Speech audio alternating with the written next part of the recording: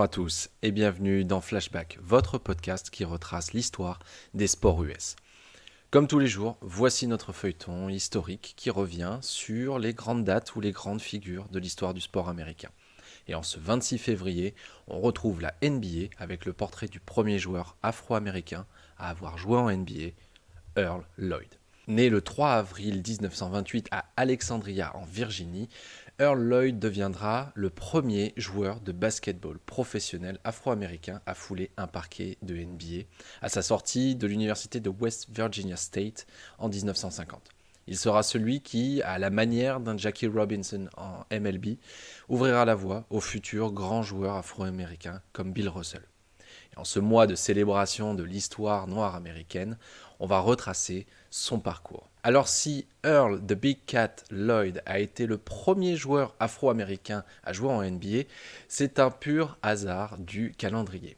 En effet, drafté au 9e tour, choix numéro 100 par, à l'époque, les Washington Capitals, il fera ses débuts le 31 octobre 1950, le soir d'Halloween, et inscrira 6 points.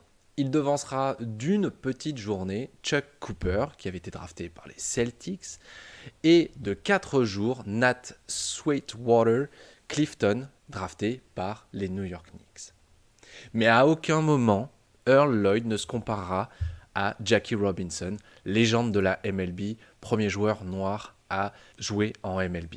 La renommée du baseball à l'époque était quand même bien plus importante que celle du basketball et Earl Lloyd décrira son arrivée en NBA de cette manière.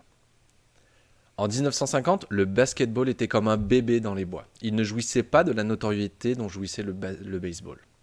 Je ne pense pas que ma situation ressemblait à celle de Jackie Robinson, un gars qui jouait dans un environnement hostile où certains de ses coéquipiers ne voulaient pas de lui. Au basket, les gens étaient habitués à avoir des équipes universitaires intégrées.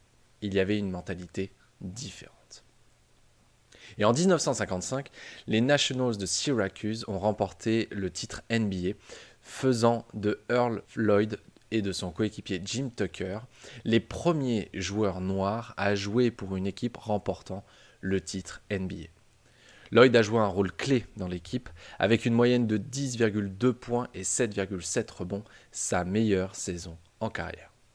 Plus tard, il rejoindra le staff des Pistons en 1965, devenant ainsi le premier entraîneur assistant noir de la NBA. Et en 1971, il deviendra le troisième entraîneur principal noir après l'immense Bill Russell et John McLendon. Earl Lloyd a été intronisé au Basketball Hall of Fame, reconnaissant sa contribution au sport. Son discours a rendu hommage à sa famille, ses professeurs et ses entraîneurs pour leur influence sur ses réalisations. Il décédera, malheureusement, le 26 février 2015, à l'âge de 86 ans. C'est pourquoi nous lui avons rendu hommage aujourd'hui, en ce 26 février 2022, pour célébrer également l'histoire noire américaine extrêmement présente dans les sports américains. J'espère que cet épisode vous a plu et on se retrouve demain pour un nouvel épisode de Flashback.